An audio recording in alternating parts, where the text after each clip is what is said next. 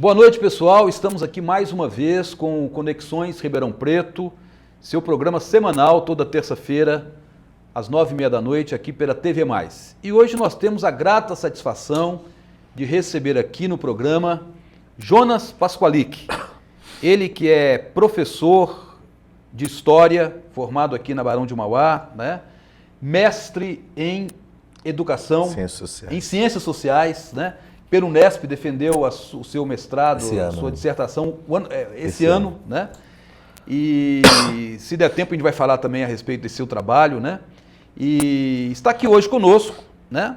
Para falar um pouco aí da cultura e do movimento cultural da cidade, enfim, o que está pegando atualmente nesse campo aí. Ele já foi também presidente do Conselho de Cultura, então é alguém muito gabaritado, muito informado a respeito do que nós vamos conversar aqui hoje. Jonas, boa noite. Boa noite. Queria primeiramente agradecer o convite aí, né? Para a gente ir conseguindo construir em conjunto ali, né? Informando a população como que as políticas andam, né? Que os desenhos de relações políticas estão se dando na prefeitura. Eu acho um espaço muito importante, agradeço a presença. Tá bom. Ô Jonas, vamos começar. Eu acho que o ponto definidor, o desencadeador de toda uma discussão que hoje se apresenta no campo cultural da cidade, né? Principalmente se tratando de políticas públicas, planejamento nessa área, orçamento, etc., fundo, etc., é exatamente a lei do sistema de cultura que foi aprovada ainda na administração passada. Em julho do ano passado. Julho do ano passado, quando era secretária da Cultura, a Dulce Neves, né? Isso. Fala um pouco pra gente o que é a lei do sistema, quais são as suas partes, o que compõe essa legislação, seus objetivos, etc., né? Bom, o Sistema Municipal de Cultura, ele era a última peça que faltava para o município se integrar no Sistema Nacional de Cultura. Para haver essa integração do município no Sistema Nacional de Cultura, ele depende de 5 elementos de política cultural na cidade, né? Que é um Fundo Municipal de Cultura, um Conselho Municipal de Cultura, uma Secretaria Municipal de Cultura, um Plano Municipal de Cultura e um Sistema Municipal de Cultura.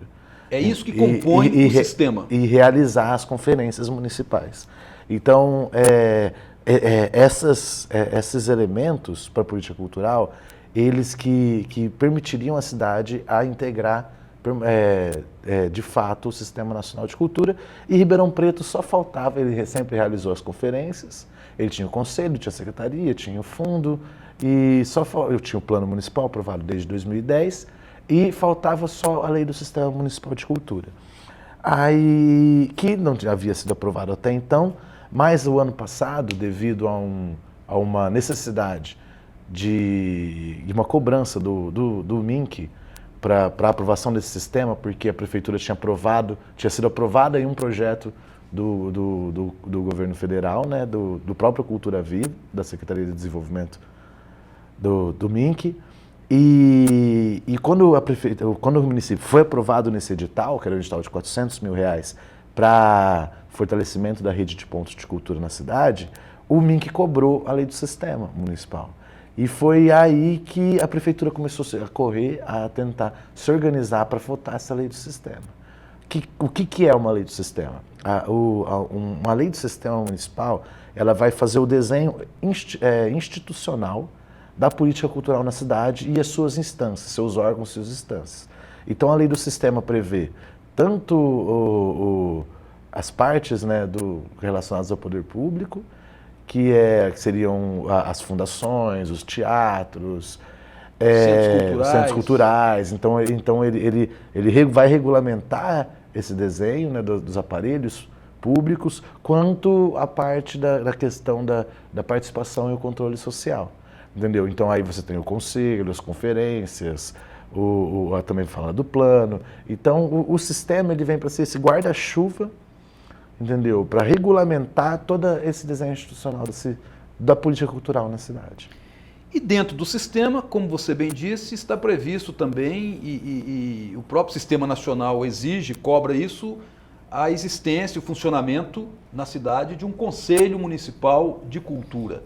E me parece que nesse momento presente, vocês aí do movimento cultural, das entidades, enfim, os artistas, né, os agentes culturais, estão se debatendo juntamente com a prefeitura, com a administração municipal, a formatação, né, desse futuro Conselho de Cultura.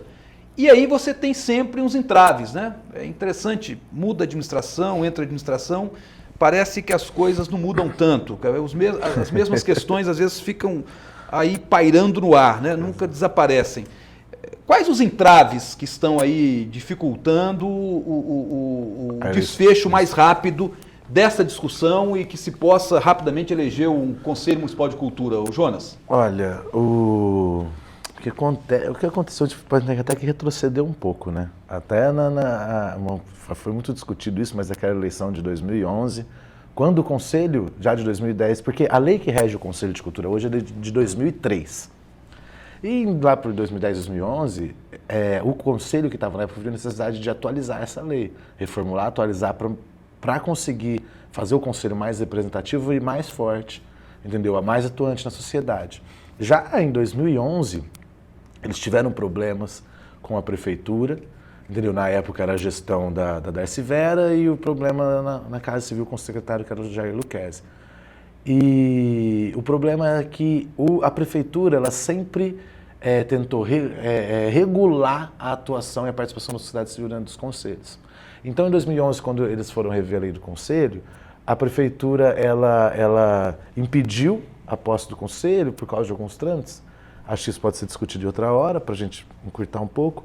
Mas a grande questão é que a prefeitura sempre defendeu ou um conselho somente consultivo e não deliberativo, como ou um conselho paritário da sociedade civil, que é a mesma quantidade de cadeira da sociedade civil e a mesma quantidade de cadeira do poder público, o que é entendido como arbitrário do ponto de vista da participação social, você ter dentro do conselho uma mesma quantidade de cadeiras do poder público, porque isso pode engessar as decisões do conselho. Então, em 2011, essa discussão começou e ficou travada na prefeitura por causa disso. Em 2014, você resolveu fazer uma eleição novamente com a lei de 2003, entendeu? Para que não se ficasse sem conselho, porque não conseguiram mudar a lei. E a lei que rege o conselho hoje ainda é de 2003.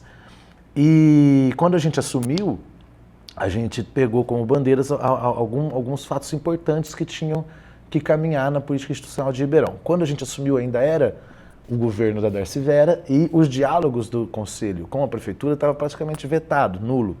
Então, o então secretário que estava lá, que era o Maraca, também não tinha muito diálogo com o Conselho. Ele estabeleceu uma relação mais de conflito com a sociedade civil do que de diálogo. E então, a gente ficou numa posição no Conselho meio isolada, que foi a gestão de 2015 e 2016, a minha gestão. Ficou numa posição isolada o Conselho, daí a gente falou assim, bom, vamos trabalhar então o desenho, né, institucional, as ferramentas. Foi aí que a gente começou a trabalhar a lei do fundo, a gente começou a trabalhar a lei do Conselho. Isso em discussões do Conselho, em audiências com a sociedade civil, a gente realizou 2 audiências para a lei do Conselho, para fundo, a gente realizou uma conferência municipal. Quando foi-se a necessidade de votar a lei do sistema, que foi tentado votar nas pressas, não tinha tempo para fazer a discussão, a gente falou assim, bom, não, se vocês querem passar o sistema, então algumas coisas que a gente está discutindo aqui, que a gente acha importante, tem que ser colocado dentro da lei do sistema, que é o modelo que a gente acreditava ser viável para o Conselho Municipal de Cultura e um formato de Fundo Municipal de Cultura que a gente também acreditava ser viável. O modelo do Conselho que a gente pensou era um modelo tripartite, igualitário, entre sociedade civil eletiva, que é aquelas cadeiras que são eleitas pela população, sociedade civil não eletiva, que são cadeiras que são indicadas por entidades de classe ou culturais, ou até o Sistema S, universidades e tudo mais, que são sociedade civil, mas elas não seriam eleitas, elas seriam indicadas por essas instituições, e a terceira parte do Conselho do Poder Público. Então seria um modelo tripartite igualitário de 3 partes. Esse é o modelo de conselho que a gente acha viável para a atualidade. E a lei do Fundo Municipal de Cultura, a gente fez um amplo estudo sobre o Fundo Nacional, sobre outros modelos de fundo, e a gente entendia como a importância do fundo ser um gestor de fomento cultural na cidade, do fundo ele ser uma peça mais ativa e atuante na política municipal como fomento, entendeu? E que tivesse recurso público, entendeu? Que então e a gente entendeu que ter 10% do orçamento da cultura destinado ao fundo não era muito para se fazer fomento cultural na cidade e que a gestão do fundo tinha que ser compartilhada com o conselho. Então a gente encaminhou essas duas propostas dentro do sistema, algumas alterações fizemos, encaminhou, o sistema foi para a prefeitura e foi votado. Mas o imbróglio que pegou na época, que eu acho que é aquilo que você estava falando no começo, que passa tempo, mas a gestão ela nunca tira o pé da participação social, sempre tentando sufocar a sociedade civil, é que foi tirado uma palavra. Até paritário foi tirado. Uma palavra, porque a gente previa assim, que o conselho municipal ele tinha que ser, no mínimo, paritário com a sociedade civil. Quer dizer que a sociedade civil nunca poderia ter menos que a metade do conselho, mas não necessariamente tem que ser paritário, igual, mas poderia ter mais. Só que foi para a Câmara, eles tiraram esse no mínimo. Não sei quem tirou, não sei que parte do processo tirou. Foi aprovado um texto na conferência, na discussão, na audiência, nas discussões do Conselho. Foi alterado esse texto foi tirado quando ele foi enviado para a Câmara. Foi enviado para a Câmara sem essa palavra, sério, né? A gente não se ateve a isso. Aí sério. Hoje a Prefeitura está há 9 meses impedindo a eleição do Conselho, impedindo essa nova lei, dizendo que no texto que é paritário de sociedade civil. Só que o texto ele mesmo se contradiz. Não faz sentido porque ele está paritário com sociedade civil, mas mais para frente a gente desenvolve toda a questão do que é um tripartite igualitário, as 3 partes, as cadeiras e tudo mais. Então ficou um texto que ele está errado, você vê que está errado, você vê que foi tirado essa parte. Um texto incongruente. E a Prefeitura pega nisso exatamente para não impedir um desfecho rápido dessa questão. Exatamente. Então, aquilo que eu tinha falado antes, né? Tudo dantes como no quartel de Abrantes, né? Quer dizer, muda as figuras, muda o prefeito, muda o secretário da Casa Civil, mas o entrave é exatamente esse que você falou, ou seja, sociedade civil, ela sempre acaba sendo sufocada, escanteada pelo poder público nessas instâncias de deliberação. Eu acho que a necessidade constante do poder público, o modus operandi deles mesmos, vamos dizer, aquela questão do poder público é uma entidade quase autônoma. Até independente de partido, de ideologia. Independente de partido e tudo mais. É um modus operandi de não permitir a articulação da sociedade civil, porque não é nem a deliberação da sociedade civil, porque no fim das contas quem delibera é o prefeito. Mas a própria articulação da sociedade civil já incomoda. E é aquilo, né? Quando você está falando de orçamento, porque a lei do sistema foi votado, com um orçamento progressivo do Conselho de 2% a cada ano, em 5 anos até chegar a 10%, com a sociedade civil tendo participação na discussão do orçamento. Isso está na lei do sistema? Isso está na lei do sistema. E eu acho que isso incomoda eles demais, e por isso eles estão travando, e já um pouco os ares do que a gente está percebendo aí, tanto alguns funcionários da Prefeitura conversam com a gente, quanto a gente está percebendo, é que eles querem acabar com a Secretaria Municipal de Cultura em Ribeirão. Vamos voltar no segundo bloco, né, a tratar dessa questão aí de querer acabar com a Secretaria Municipal de Cultura, né?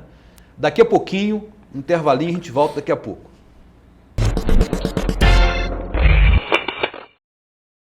TV Mais. Paixão por Ribeirão. Ela surpreendeu a cada semana com assuntos interessantes e convidados pra lá de especiais. Foram temas importantes, muitos polêmicos, em programas que informaram, divertiram e até emocionaram. E você sempre se perguntando, quem será o convidado desta semana? Quer saber quem estará comigo nas próximas edições? Não dá para revelar agora, mas eu garanto que nesse ano terá muito mais surpresas. TV Mais, a nossa paixão por Ribeirão só aumenta.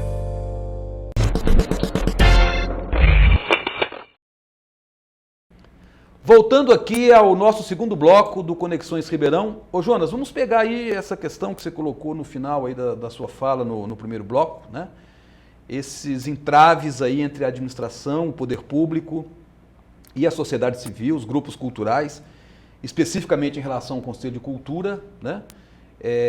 Sempre o poder público, independente de partidos que estão de plantão no Palácio Rio Branco, né? Sempre querendo ter o controle dessas instâncias coletivas de deliberação, né? E nós sabemos que isso não é uma coisa peculiar de Ribeirão Preto, né? Na verdade, isso aí é o mesmo modelo que a gente encontra pelo país inteiro. E isso já foi objeto de pesquisa de vários especialistas, inclusive já foi objeto de pesquisa seu, né? Na sua dissertação de mestrado na Unesp esse ano, na área de Ciências Sociais, né? Como é que eu gostaria que rapidamente você fizesse uma análise para a gente? Afinal de contas, o que está por trás disso, né? Na verdade, não é simplesmente uma questão de pequena política, de disputa de espaço. Eu acho que é uma coisa muito maior, muito mais complexa, né? O que você tem a dizer? Eu pesquisei em Ribeirão o processo de institucionalização da política cultural nacional e com a lupa para Ribeirão e a participação social dentro desse processo de institucionalização do setor cultural no país e a lupa em Ribeirão. E a gente pode perceber que a questão da participação social, entendeu? Mais do que simplesmente você dizer se a população tem uma cultura política de participação ou não, é você entender também como as instituições do poder público, elas inferem ou não nessa participação. O que a gente pode perceber é que quando você teve uma vontade política, tanto do governo federal, quanto que refletiu nas instâncias estaduais e municipais, a alargar a participação, você teve uma movimentação muito grande da comunidade cultural. As pessoas se envolveram, as pessoas foram para as conferências, reivindicaram, foram. A gente tem aí o meu foco em Ribeirão é a vinda para cá da rede municipal de pontos de cultura, entendeu? A realização das conferências municipais e a aprovação do plano e a constituição do conselho. Então a gente percebe que no momento em que há uma política pública, entendeu?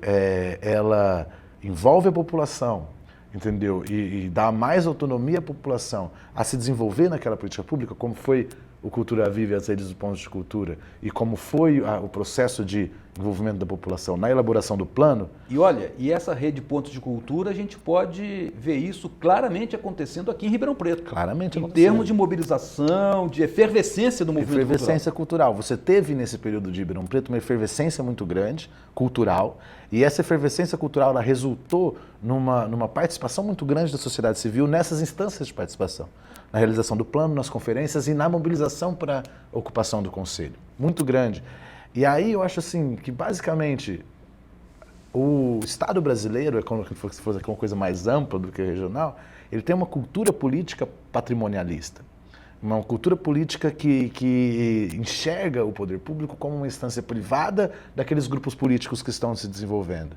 Então isso é um bloqueio muito grande para a sociedade civil conseguir se apropriar do poder, do que é público, do que é o espaço público e realizar a participação. Claramente, a gente vê muito claro isso na hora que chega o auge dessa efervescência cultural e de participação em Ribeirão Preto, no setor cultural, a prefeitura ela retrai ao ponto de romper diálogo com o movimento cultural, não impulsar com o conselho, inclusive. Com o conselho, não impulsar o Conselho de Cultura em 2011, então ela retrai a esse 10 ponto. meses. 10 meses e agora a gente está 9 meses sem conselho agora. E agora de novo, 9 meses sem conselho. Olha, Então, essa necessidade do Estado ter o controle absoluto sobre tudo, entendeu? E está tudo nas suas rédeas que prende. Então, a gente vê uma política pública, ela inseriu autonomia na sociedade civil, mas a hora que isso aconteceu, o Estado retraiu totalmente. Inclusive no governo federal. Mesma coisa aconteceu. Mesma coisa no governo federal, porque eles acabaram com a Cultura Viva. Depois que saiu Lula, entrou Dilma, aconteceu exatamente isso. Eles acabaram com a Cultura Viva porque eles não tinham controle sobre os resultados dessa política cultural. E nas instâncias municipais repetiu-se a dose. Mesma dose. Eles foram tentando minar todo o movimento cultural, que a gente pôde ver o tanto que foi forte esse ano, com o fim do Ministério da Cultura, o ano passado. Com o fim do Ministério da Cultura, que o Temer tentou acabar o movimento cultural. Ô Jonas, muito bom essa sua explanação aí e tal, porque foi até objeto de pesquisa acadêmica, você leu muito a respeito disso, fez entrevistas, etc., né? Mas interessante, né? No início aí, quando entra o Temer, houve inclusive uma tentativa de acabar, de fechar o Ministério da Cultura, né? E ouvimos falar a mesma coisa no início do governo Nogueira, que havia também um projeto semelhante de se fechar a Secretaria Municipal de Cultura, né? Afinal de contas, né, a cultura não significa nada para essa gente, afinal de contas, cultura é alguma coisa que incomoda, esses movimentos culturais, essas entidades estão sempre cobrando, sempre denunciando, enfim, né? Quem mexe diretamente com cultura, eu acredito que tem conhecimento e tem também algumas ferramentas que acabam, né, mobilizando a sociedade, difundindo alguns valores, difundindo alguns horizontes diferentes, né, desse pessoal que detém o poder, né? Afinal, não acabaram, não fecharam com a Secretaria Municipal da Cultura, mas, né, mantiveram um orçamento ridículo para a Secretaria. A Secretaria hoje, ela pena por falta de funcionários, por falta de estrutura, né? Houve, inclusive, uma mudança recente do titular da Secretaria, Isabela Pessotti assumiu. A Isabela, inclusive, que era do movimento cultural, né? Enfim, estava sempre junto aí com os movimentos, muito cobrando, inclusive, denunciando as coisas erradas aí do poder público em relação à cultura. Como é que você está vendo esse panorama atual do governo do PSDB em relação à cultura em nossa cidade, o Jonas?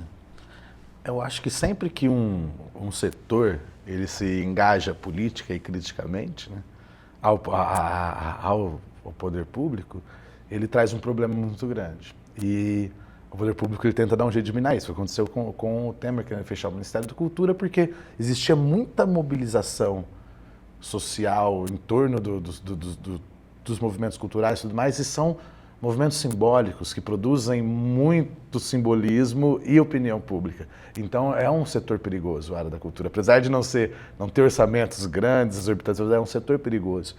E isso aconteceu no governo federal. E aí é sempre a especulação, né? De especulação a gente sempre ouve coisas na virada do governo, né? do ano passado para esse ano, para iniciar a gestão Nogueira. A gente tentou fazer diálogos com o Nogueira não quis dialogar durante o período de eleição. Ele não quis conversar, não quis dialogar, ele impôs certas barreiras e circunstâncias para conversar tanto com o Conselho quanto com o movimento cultural. E aí a gente escutou aquelas especulações, conversa de bastidores, que a intenção era transformar a Secretaria da Cultura numa coordenadoria de cultura dentro da Secretaria de Educação. Mas que isso trazeria um problema muito grande, o setor cultural de Ribeirão Preto. Aí não seria não teria uma boa visibilidade para o governo. Então a secretaria manteve ali. Só que do ponto de vista, como a gente pode analisar a secretaria hoje como ela está, o primeiro gestor da secretaria, o primeiro secretário esse ano, veio antes da Isabela, ele veio da Autovias. Era o gestor da Autovias, ele não entendia absolutamente nada de política cultural. E ele falava isso. A gente sentou em reunião com ele e falou assim, eu não entendo sobre política cultural, eu não entendo sobre essas coisas. Ficou pouco tempo e saiu, entendeu? E aí a Isabela assumiu. Só que o que a gente pode perceber, nesse interim de troca de secretários e tudo mais, as coisas foram sendo podadas, os funcionários que tinham na secretaria, uns foram mandados para outros lugares. A secretaria hoje ela tem um quadro muito reduzido de funcionários, um orçamento muito reduzido que só paga o próprio administrativo. Não existe nenhuma política cultural sendo realizada, a não ser alguns eventos pontuais, mas que acho que nem mais orçamento tem para realização desses eventos. Então, assim, contextualmente, o que a gente percebe é uma desconstrução da Secretaria da Cultura por dentro. Por dentro. Porque a Isabela assumiu, como você colocou, e a Isabela ela é amiga minha, gosto muito dela, e ela assumiu uma posição muito difícil, porque ela catou uma secretaria num processo de desconstrução. E só que foi só que é muito problemático quando ela veio dos movimentos sociais realmente, só que quando você assume um espaço sem força política para barganhar as melhoras daquele espaço, fica muito complicado. Então você não tem funcionário suficiente e você não tem orçamento. Então o que você pode fazer? Chorar, né? É a única coisa que você pode fazer, não pode fazer nada. Hoje você percebe-se, aí a discussão é de que está tendo cortes em todas as secretarias, entendeu? Mas a gente sabe que o município, ele sempre, a política gira em déficit, entendeu? E existem prioridades ou não. A gente não pode citar hoje, o orçamento aprovado ano passado da secretaria foi de 0,5. Aí teve uns cortes no meio que caiu para 0,43. Aí parece que vai ter mais cortes para o ano que vem, então quer dizer, nessa perspectiva, a própria população começa a se questionar para que serve a Secretaria da Cultura. E esse eu acho que é um processo perigoso, quando você faz a própria população falar assim, isso não presta para nada. Aí é os próximos passos. A formação de uma opinião de que não serve para conectar. Você tem uma secretaria que só paga funcionário. Né? Jonas, lamentável. A que ponto chegamos? Né? Parece que é um processo, uma via crucis aí para todo o movimento cultural da cidade. É complicado, né? E refletindo bem o que se passa no geral da sociedade, no geral da política no Brasil, né? Eu acho que tempos tristes, né? Ou tristes tempos, como já se fala por aí. Eu quero agradecer muito sua presença, né? E com certeza você vai voltar em outras oportunidades aqui, até para continuar falando para a gente o andamento dessa carruagem aí, né? Certamente o Conselho, em algum momento, vai ter que destravar essa discussão, o Conselho vai ser formado e tal. Eu acho até que não é uma repercussão muito boa para o prefeito, para a Secretaria da Cultura, a continuar o Conselho desativado, né? Sem existir, né? Em algum momento eles vão ter que tomar uma providência e encarar a realidade, né? Mas muito obrigado pela sua presença. Eu queria agradecer também, e sempre que for solicitado a gente vem para estar sempre esclarecendo em que pé que anda a política cultural de Ribeirão, que é um setor muito importante, mas muito marginal ainda dentro das políticas públicas. Ótimo, muito obrigado pela sua presença.